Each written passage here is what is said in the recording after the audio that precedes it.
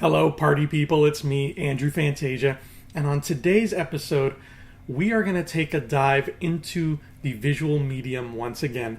This is a video essay about telling a story through color. Let's get started. Ba-da-ba-ba-da-ba-ba. First and foremost, thank you for tuning in. As usual, if you enjoy this video, please feel free to give it a thumbs up and give some love to that subscribe button as well. Why waste any more time? Let's cut right to the chase. When it comes to the visual medium, I believe that the greatest and most effective method of conveying an emotion or a theme is through color. Color is, in my opinion, the only universal language that can rival music for the sheer amount of information it can express just by existing. Back in December, after we got the Avengers Endgame trailer, I made a video essay where I analyzed the logos of all 4 Avengers films and discussed how they told a story through color. If you haven't seen that, I'll put a link in the description below. I promise it's not as boring or as pompous as I'm making it sound. Anyway, Star Wars Celebration is just a few weeks away, and since we haven't seen anything regarding Episode 9 yet, not even a subtitle, it's a pretty safe bet that Lucasfilm is going to drop all of that info into our laps once Celebration hits. Now, the Star Wars movies are all very colorful films. Most of them, anyway. But just like in my Avengers essay, it's not the movies themselves I want to talk about, it's their logos. I believe that there's a golden opportunity here for Lucasfilm to convey storytelling through color with the Star Wars logo. But this time, it's not just from an artistic standpoint, it's from a business standpoint. Star Wars has employed a variety of promotional logos over the years, mostly for their theatrical posters. These logos for the original trilogy are very popular and still recognizable today, even though they only existed for promotional material and were never featured in the movies themselves. Likewise, the prequels went with these shiny uniform logos that looked extremely pretty, but again, they were only for promo material. Now, there does exist a universal Star Wars logo. A logo that can apply to any of the movies in the series. A logo that can be slapped on literally any piece of merchandise. A logo that has been around since the series debuted in 1977. And it's this one right here. This is our hero logo, for lack of a better term. This is Star Wars. It's instantly recognizable.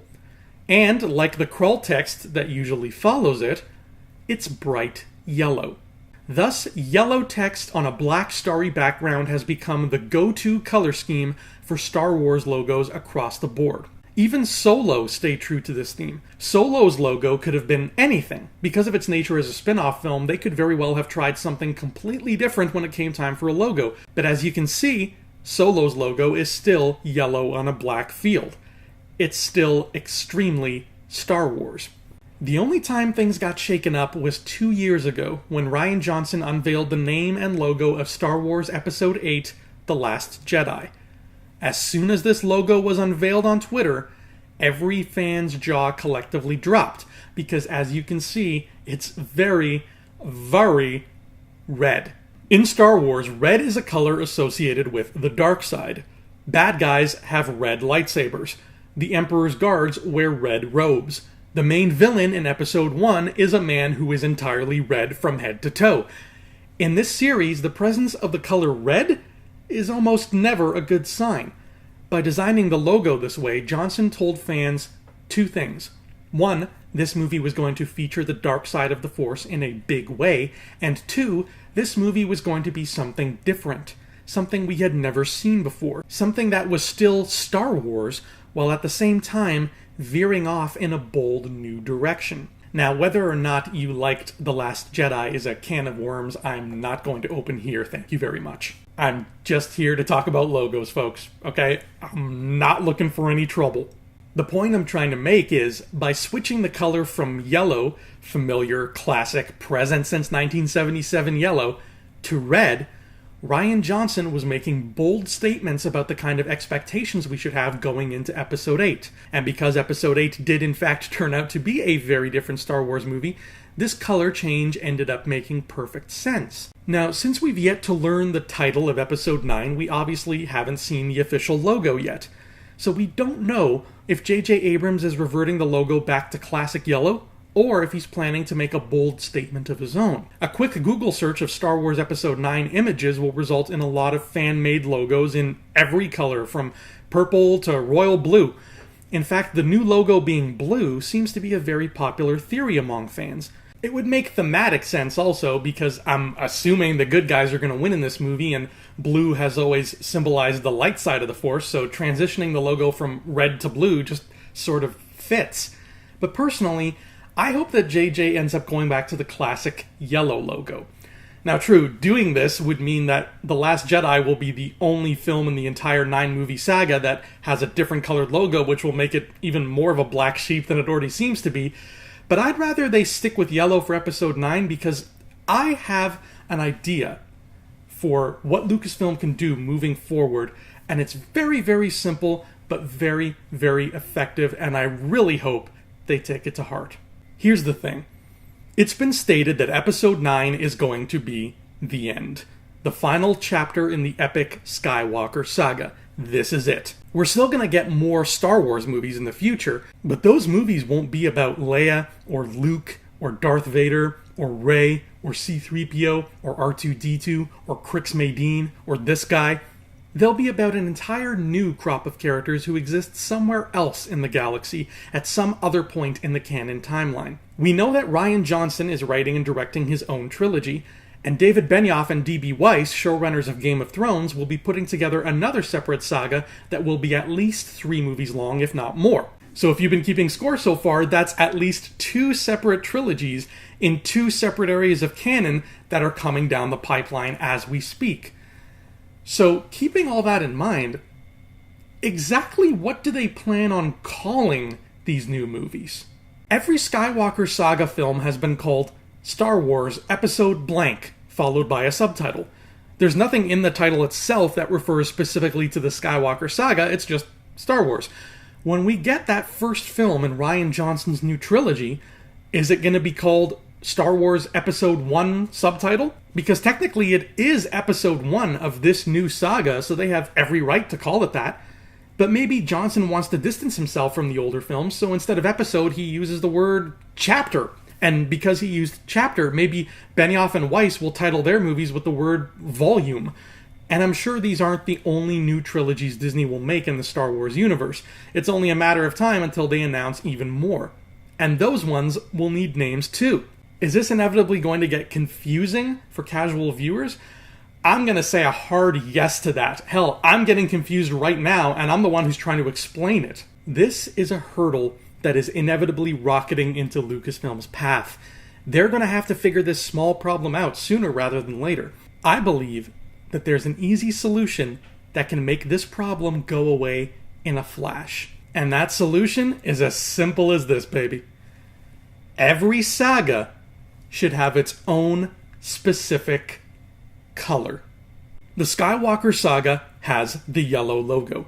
That's already been established for over 40 years. It's common knowledge now. So let's say that Rian Johnson's trilogy is assigned the color purple. So now every time you see a poster for one of the movies in Johnson's saga, the logo in that poster will look like this. He can still call it Star Wars Episode 1, subtitle of the subtitle if he wants, but by keeping everything under that purple umbrella, it makes things a million times easier to differentiate for casual fans and diehard fans alike. And when Benioff and Weiss start promoting their saga, let's give them orange. Now it stands out. Now it doesn't look like any old Star Wars movie. Now somebody who walks past this poster in a movie theater will know, ooh, this is a different one. This is the one that those guys from Game of Thrones are making. And as Disney continues to expand the Star Wars universe with more and more sagas across more and more pockets of canon, all it takes is a quick color swap, and you've got the potential to have a whole slew of different trilogies and quadrilogies coming out one after another with these bright, shiny colors kept in place to help severely whittle down any confusion. It looks beautiful, and it serves a purpose. It's a win-win situation both artistically and functionally. Besides, we all know that there is a big inevitability coming our way in the not-too-distant future, and this inevitable event will be made a million times cooler simply by using this theme of color-coordinated sagas. Just picture this. Imagine it's, let's say, 15 or 20 years from now. Kids who grew up watching today's movies, episodes 7, 8, and 9, will be missing their old heroes Rey, Finn, and Poe. Disney knows this. Disney also knows that those kids will be adults at this point in the future. Adults with disposable income and a whole lot of nostalgia. So Disney secretly hires a team of writers to come up with an idea for a new trilogy starring Rey, Finn, and Poe. Announcing this news to the public will be as big a deal as it was announcing The Force Awakens back in 2012. The best part is, Disney does not have to say a single word when it comes time to making this revelation to the fans. Literally, the only thing they have to do is dim the lights and show us this. Then they can smugly drop the microphone and everybody will lose their collective minds. Using nothing but a color and a single Roman numeral, Disney can announce the return of the Skywalker saga and receive thunderous applause. We all know this is going to happen eventually, so if we've gone 15 or 20 years without seeing the classic yellow logo, its sudden reappearance will be made that much more powerful. Nothing stresses the absence of a color more than the sudden appearance of that very same color. A little switch in everybody's brain will flick on, and our subconscious will scream, "Oh my god, it's yellow, it's episode 10, I just saw yellow, they're bringing back the Skywalker saga, oh my god, I just peed myself a little bit, I'm so excited." Just from seeing yellow. That's how powerful color can be. Will Lucasfilm adopt this color rule for their logos? Only time will tell, I suppose. I have a feeling we'll be getting those answers soon. Benioff and Weiss's saga is said to be going into production sometime in November, which means the ball is already starting to roll on a post-Skywalker galaxy. I really hope this is what ends up happening, because honestly, we are getting multiple sagas whether we like it or not, and I can't think of a better way to differentiate them than this.